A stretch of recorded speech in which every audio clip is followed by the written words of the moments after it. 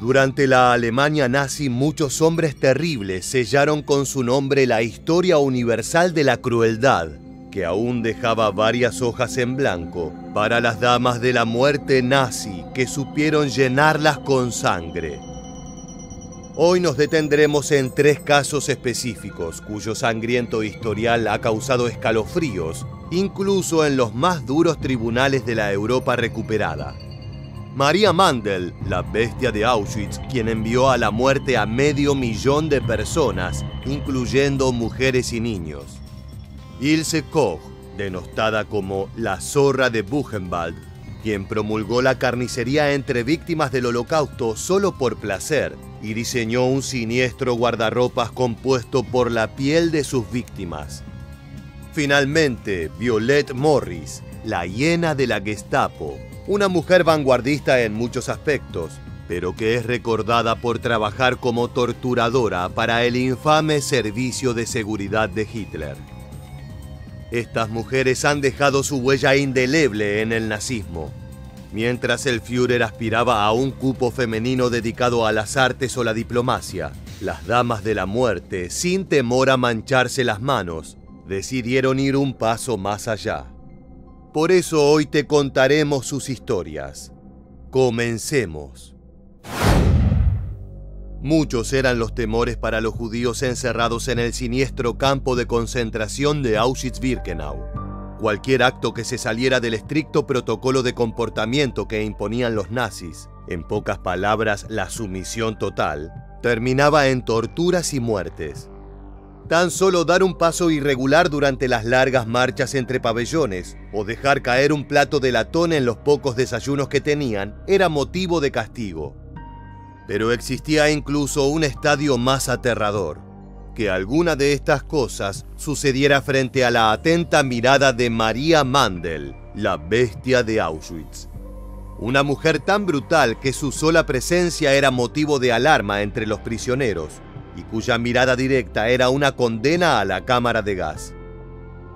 La líder de campo de la SS se forjó una terrible reputación, al punto de que sus propios subordinados susurraban a sus espaldas sobre su falta de humanidad.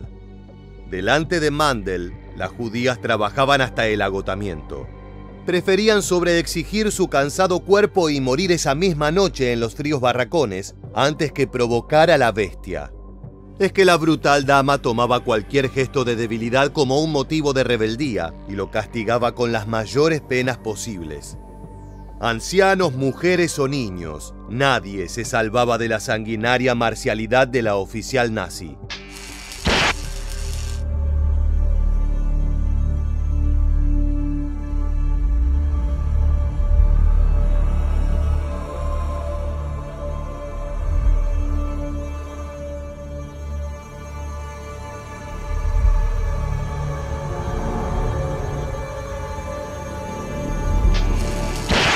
Maria Mandel nació el 10 de enero de 1912 en Münskirchen, un pequeño pueblo austríaco.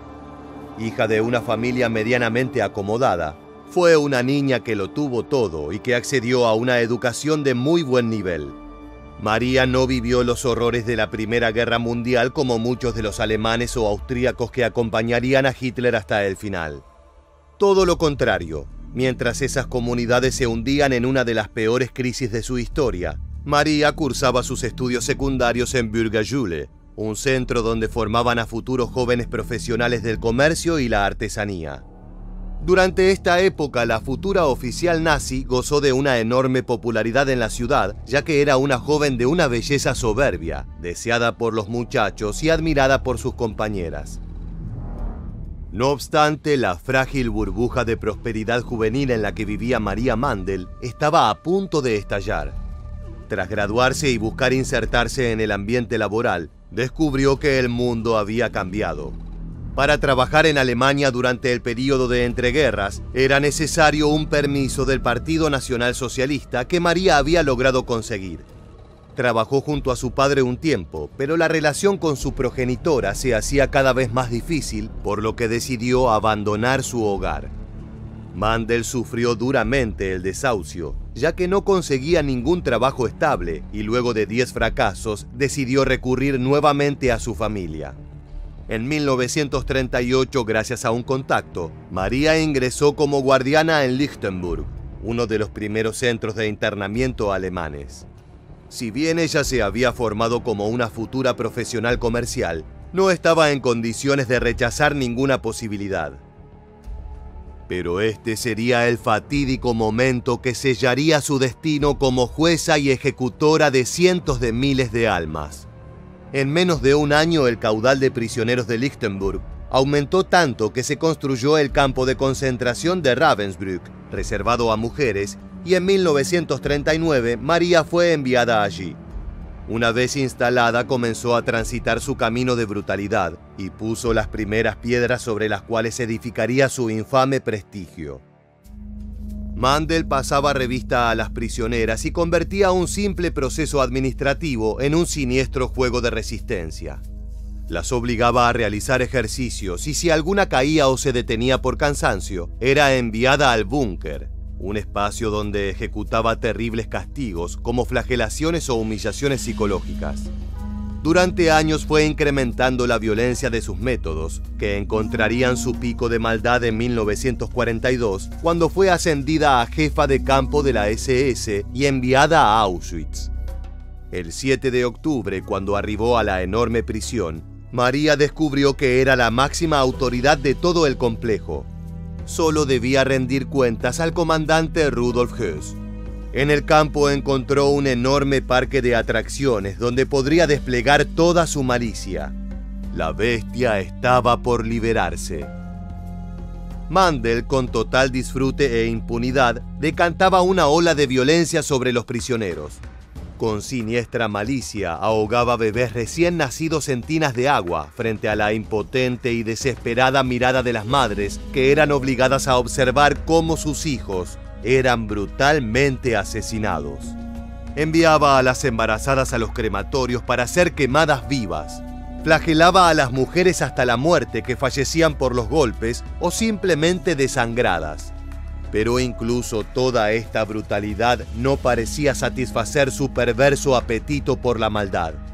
María tenía la costumbre de adoptar prisioneros judíos como mascotas. Los obligaba a estar a su lado o incluso a participar de sus macabras torturas para luego aburrirse y lanzar su crueldad contra ellos. Hay quienes aseguran que también mantenía un romance secreto con el doctor Josef Mengele y que gustaba de participar en los siniestros experimentos de su amante. Para el final de la guerra, Mandel fue enviada al campo de concentración de Dachau, donde no pasó mucho tiempo a raíz de la caída de Berlín. Poco se conoce de su paso por el infame complejo, aunque se sabe que huyó hacia Austria, su país natal, antes del ingreso de los aliados a los centros de exterminio. Sin embargo, 10 días después de su arribo fue capturada por los norteamericanos, quienes la detuvieron cerca de un año hasta ser juzgada.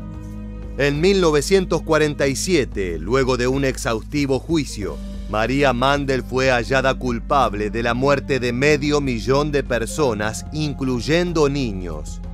En su última declaración, la bestia rechazó toda responsabilidad por sus actos. Yo no tenía ni látigo ni perro. Cumpliendo con mi servicio en Auschwitz, me vi obstaculizada por la terrible severidad de Rudolf Höss. Dependía totalmente del comandante y yo no podía impartir ninguna pena.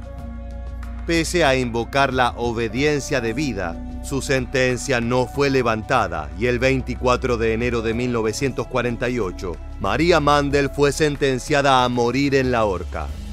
Su cuerpo, aún joven, se balanceaba inerte, ya desprovisto de toda la belleza que la hizo famosa en la adolescencia, frente a la mirada de algunas prisioneras supervivientes y familiares de sus víctimas, que ahora sí podrían descansar en paz.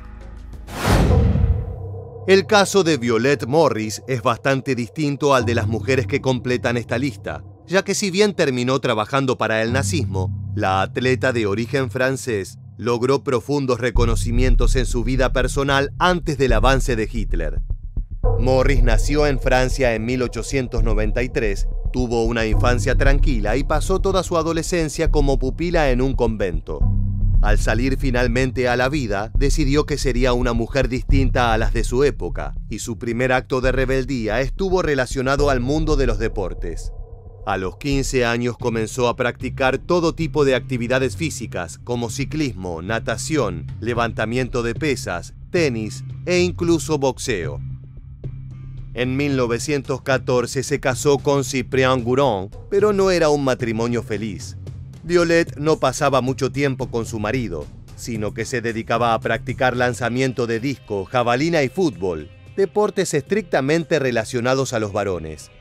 Llegó a trabajar su musculatura a un nivel de fisicoculturista y se decía que era tan fuerte como un oso. Aficionada a la adrenalina, le gustaba manejar coches de carrera, lo cual le permitió servir como conductora de ambulancia para la Cruz Roja durante la Primera Guerra Mundial. También trabajó como correo a bordo de una motocicleta durante la brutal batalla de Verdún. Al finalizar el conflicto y luego de estar unos meses hospitalizada por una pleuritis, continuó dedicando su vida al deporte. Entre 1921 y 1924, batió varios récords en lanzamiento de peso, disco y jabalina. También fue campeona nacional de boxeo, ganó varias carreras automovilísticas y consiguió numerosas medallas de oro en las Olimpiadas Femeninas. En esta época también decidió divorciarse de su marido, comenzó a vestirse como un varón y declaró al mundo su lesbianismo. Toda una vanguardista, Violette se convirtió en un símbolo para intelectuales y artistas de su época. Morris llegó a hacerse una doble mastectomía, extirpándose los dos pechos para entrar mejor en los coches de carrera.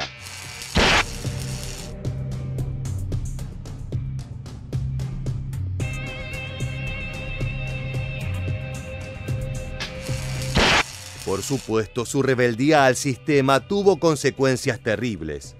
Fue perseguida, acusada de inmoralidad por la justicia en más de una ocasión, y se la criticaba públicamente, especialmente desde los espacios más conservadores o religiosos. Para finales de la década de los 20, Violette tuvo grandes encontronazos con algunos judíos, incluyendo al propietario del inmueble que alquilaba, lo que se cree hizo nacer en ella sentimientos antisemitas. Pero la gota que colmó el vaso fue una denuncia lanzada por la Federación Francesa de Deportes, que acusó a Violette de travestismo por utilizar pantalones de hombre. Pese a las defensas presentadas por Morris, la justicia falló en su contra y no pudo representar más a su país en competencias oficiales. Esto generó un profundo veneno en el corazón de la deportista, que sería aprovechado nada más ni nada menos que por las SS alemanas. Se cree que la Sicherheitsdienst, el servicio de inteligencia nazi, contactó a Violette luego de que ésta diera declaraciones públicas en las que criticaba a Francia por el juicio. Aprovechando el rencor de la mujer, los nazis la llevaron como invitada de honor a las Olimpiadas de Berlín de 1936. Durante su estadía, Morris quedó fascinada por el nacionalsocialismo alemán, que mostraba toda la fuerza que ella creía que le faltaba a su país. Fue allí cuando la convencieron de que trabajara para el servicio secreto de Hitler.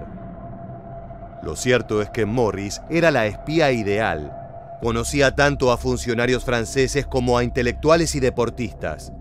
Tenía contactos en todas las instituciones, además de un perfil público que le permitía acceder a los rincones más oscuros de la ciudad, así como a los edificios del Estado. Violette consiguió planos estratégicos de París, información clave de la defensa francesa, como los planos de la línea Maginot, y otros datos que garantizaron el exitoso avance del Blitzkrieg, la implacable estrategia alemana de ataques rápidos y coordinados con tanques de guerra.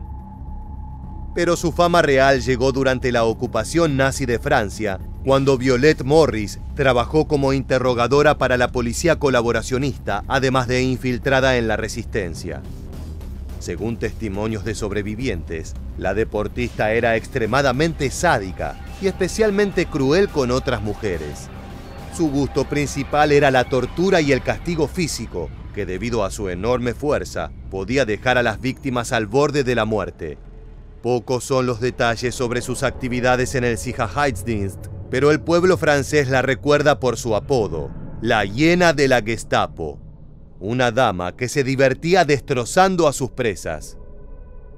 Pero esto no le resultaría gratuito a Morris, ya que el 26 de abril de 1944, un comando de la resistencia francesa ametralló su coche y murió bajo una lluvia de balas.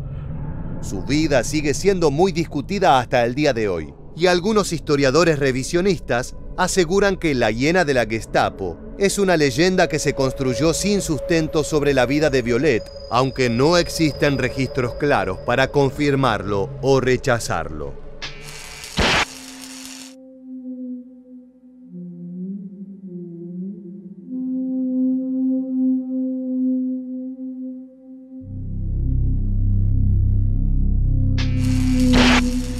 A diferencia de María Mandel, Ilse Koch no tuvo un rol jerárquico dentro de las SS, sino que gozó de los privilegios de ser la esposa de un oficial de alto rango, el coronel de campo Karl Koch.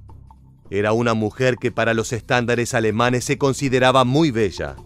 Se deleitaba utilizando ropa provocadora adelante de los prisioneros judíos del campo de concentración de Buchenwald, donde llegó a ser conocida como la Zorra. Ilse Koch nació el 22 de septiembre de 1906 en Dresde, una pequeña ciudad de la Sajonia alemana. Hija de una familia de clase media, siempre mostró un carácter tranquilo, que de ninguna manera anunciaba la profunda violencia que esparciría como adulta. A los 15 años dejó la escuela para trabajar primero en una fábrica y luego en una librería como vendedora. La joven Ilse desarrolló grandes dotes sociales y junto a su belleza se hizo irresistible para los muchachos que visitaban el local.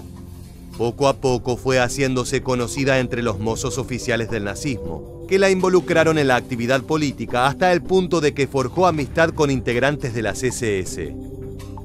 Para 1932, Ilse ya era una femme fatale alemana con profundos contactos en la estructura del nacionalsocialismo y aprovechó su influencia para ingresar a trabajar como secretaria en el partido.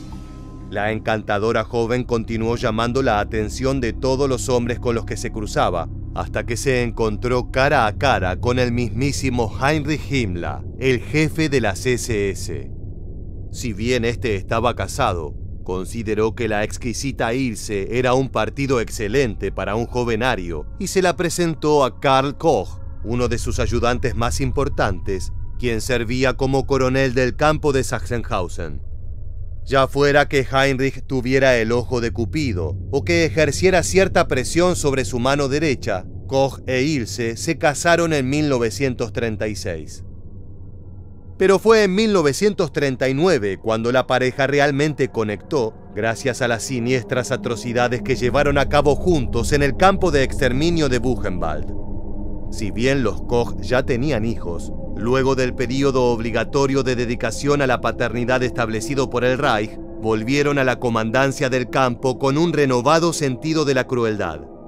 Karl ya era un sádico reconocido y destacaba por sus métodos de tortura, pero lejos de apaciguarlo, Ilse aumentó la apuesta y el matrimonio se lanzó a un frenesí sanguinario de abusos. Los Koch eran reconocidos por regresar a las torturas tradicionales más brutales del medievalismo. Hablamos de marcar a los prisioneros utilizando hierros candentes al rojo vivo, aplastar sus miembros con martillos y azotarlos con alambres de púa o fustas con hojas de afeitar. Pero aún así lo que les esperaba a los prisioneros en Villa Koch, la finca donde vivía la familia en Buchenwald, era aún peor. Ilse se había convertido en una mujer atraída por la perversión en distintos aspectos. Según los propios alemanes, organizaba orgías en su hogar, para luego darse un festín de torturas con los reos judíos. Ya fuera con propios o extraños, la joven mostraba un apetito por las emociones extremas que resultaba imposible de satisfacer. Para apaciguar las necesidades de su esposa, Karl mandó a construir una suerte de pabellón de los excesos, un búnker del horror, donde Ilse pudiera llevar adelante sus eventos, ya fueran sexuales o sangrientos. El edificio medía 40 metros de ancho por 100 de largo y albergaba varias habitaciones acondicionadas para realizar torturas o llevar a cabo orgías. Con muebles construidos para causar dolores indescriptibles, o salas espejadas que proveían una vista de 360 grados del festín. La casita del terror de la zorra de Buchenwald fue el escenario de la brutalidad desencadenada del nazismo. Por la mañana Ilse daba un paseo por los jardines de la finca. Luego visitaba el campo donde se deleitaba azotando a los prisioneros judíos. Cualquier motivo despertaba la violencia de la alemana, y sus castigos a plena luz se hacían más brutales cada día. Una de sus actividades predilectas era lanzar a los perros contra las embarazadas para causarles terror y heridas graves. Pero lo más macabro estaba aún por empezar, ya que Koch descubrió un perverso pasatiempo que cambiaría para siempre su relación con las víctimas del Holocausto. Ilse comenzó a pedir que despellejaran a los judíos luego de interesarse por los tatuajes de algunos prisioneros. Quería guardar los dibujos como una suerte de recuerdo siniestro y los utilizó para confeccionar lámparas. Pero no se detuvo ahí. Además comenzó a componer accesorios y a disecar cabezas y otras partes del cuerpo que colgaba en su hogar, como si se tratara del famoso asesino serial Ed Gein. Después de que el general Patton recorriera el campo, ordenó al alcalde de la cercana ciudad de Weimar que llevara a 1000 ciudadanos a Buchenwald para que vieran el crematorio y otras pruebas de las atrocidades nazis. Los estadounidenses querían asegurarse de que el pueblo alemán asumiera la responsabilidad de los crímenes nazis. Tras contemplar la realidad que asolaba este lugar, muchos ciudadanos comenzaron a llorar. Otros se desmayaron tras ver los cadáveres, a los supervivientes hambrientos tras una valla de espino, o después de descubrir una mesa de exposición sobre pieles humanas, donde además se encontraban lámparas hechas también con piel humana, varias extremidades del cuerpo humano conservadas en alcohol y 2 cabezas reducidas a una quinta parte de su tamaño normal. Luego de ser capturada junto a su marido al final de la guerra, varios testigos declararon haber visto los tatuajes de prisioneros impresos en la ropa interior que utilizaba Ilse. Se cree que participó de más de 33.000 asesinatos, unos 5.000 de forma directa junto a su marido. Si bien logró evadir a la justicia a pesar de las contundentes pruebas en su contra, en 1951 fue condenada a cadena perpetua por crímenes muy menores a los que había cometido.